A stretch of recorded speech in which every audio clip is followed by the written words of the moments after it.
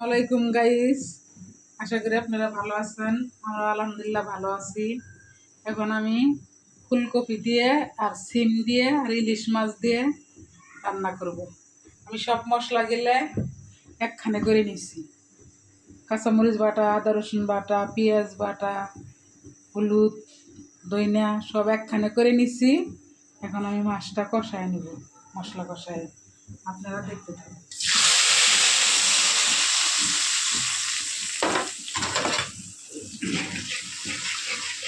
মশলাটা কষানো হয়ে গেছে, এখন আমি ইলিশ মাছটা কষায় নিব।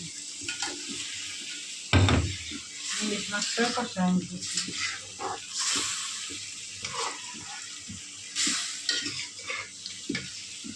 আমাদের মাছটা কষানো হয়ে গেছে, আমি মাছটা এখন উঠায় নিব। মাছটা উঠায় নিতেছি বাটিতে।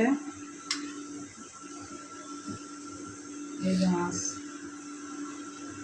উঠায় নিতেছি। এখন আমি তরকারি কষায় নিব। মাছ উঠে এখন তরকারি কষায় নেব। ফুলকপি আর এই যে সিম আর ফুলকপি দিয়ে আমি ইলিশ মাছ রান্না করব। তরকারিটা কষায় নেব, আপনারা দেখতে থাকুন। তরকারি কষানো হয়ে গেছে, এখন আমি তরকারির ঝোল দিয়ে দেব। আমি সবসময় তরকারি গরম পানি দিই, গরম পানি দিয়ে দিলাম।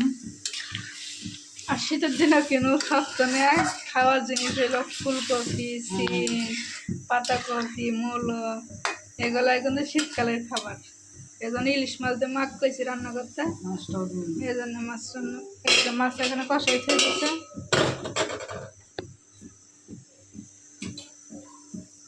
আমি এখন মাছটা দিয়ে দিব তরকারিতে। আমি মাছটা দিয়ে দিব।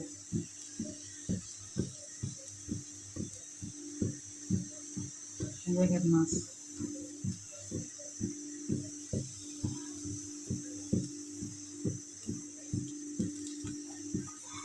দিয়ে দিলাম। মায়ের যে তরকারির ভিতরে মাছটা দিয়ে দিচ্ছে দেখছেন। ইলিশ মাছ দিয়ে নতুন খাবার এলো আপনার, শীতকালের খাবার এলো আপনার ফুলকপি, সিম, ইলিশ মাছ।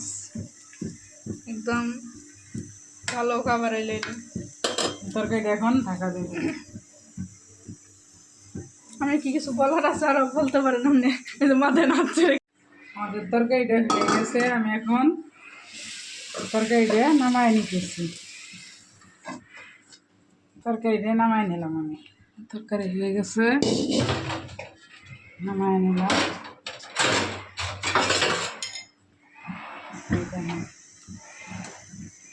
হয়ে গেছে, মাছ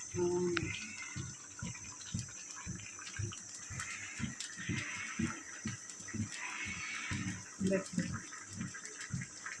হয়ে গেছে। আমি এখন তরকারি নামায় নিলাম।